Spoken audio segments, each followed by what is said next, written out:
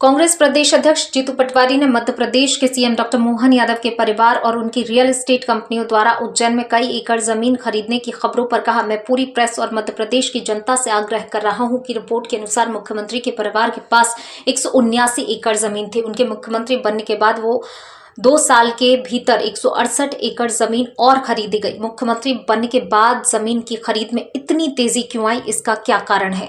मैं आग्रह कर रहा हूं पूरे प्रेस से और पूरे मध्य प्रदेश से कि रिपोर्ट के अनुसार मुख्यमंत्री के परिवार के पास 179 एकड़ भूमि मुख्यमंत्री बनने के बाद 2 वर्षों में 168 एकड़ नई भूमि जुड़ गई। मुख्यमंत्री बनने के बाद भूमि खरीदी की गतिविधि अचानक क्यों गई?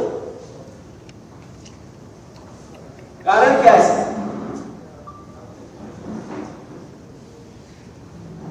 एक प्रश्न और बनता है, ये मुख्यमंत्री से व्यक्तिगत सवाल है, कुछ सरकार के मतलब मोहन यादव से सवाल, ये सरकार के मुख्यमंत्री से सवाल और चीफ सेक्रेटरी से सवाल, प्रशासन से सवाल, मंत्रिमंडल से पूरे से सवाल। क्या मुख्यमंत्री कार्यालय ने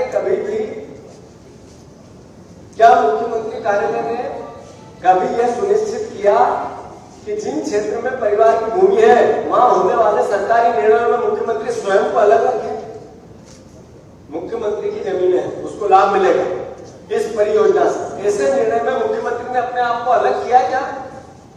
दूसरा, क्या किसी कैबिनेट बैठक, विभागीय बैठक, मास्टर प्लान की प्रक्रिया में मुख्यमंत्री ने अपने परिवार की निजी लाभ पर मंत्रिमंडल में चर्चा की कि ये जमीन का इस योजना से मेरे परिवार को इस तरह का लाभ होगा? क्या मंत्रिमंडल में ये बात आई थी? यदि किसी मंत्री के परिवार द्वारा सरकारी परियोजनाओं का लाभ मिलने वाले क्षेत्र पर बड़े पैमाने पर निवेश किया जाए, मंत्रिमंडल का हिस्सा एक मंत्री, अगर उसके परिवार को किसी परियोजना का बड़ा लाभ मिलेगा परियोजना से, तो क्या सरकार खुफिया तंत्र इस पर नजर रखता है? या फिर मध्य प्रदेश के गृह मंत्री खुफिया तंत्र को आंखों पे पट्टी बांध दी गई है, वो बोलता है, कुछ सुनता है, देखता है या चुप रहता है? सवाल एक और है कि रिपोर्ट्स में मुख्यमंत्री की पत्नी, पुत्रवधू, भाइयों, भतीजों, चचेरे भाई के साथ 4 रियल एस्टेट का उल्लेख है। क्या सरकार इन सभी कंपनियों के विवरण सार्वजनिक करेगी? क्या सही है कि मुख्यमंत्री अपनी पत्नी की हिस्सेदारी वाली कंपनियों को भूमि हस्तांतरण परिवार के अन्य सदस्यों में भी हुआ है क्या? मुख्यमंत्री परिवार की सभी कंपनियों के हिस्सेदार फॉरेंसिक ऑडिट कराने के लिए तैयार है?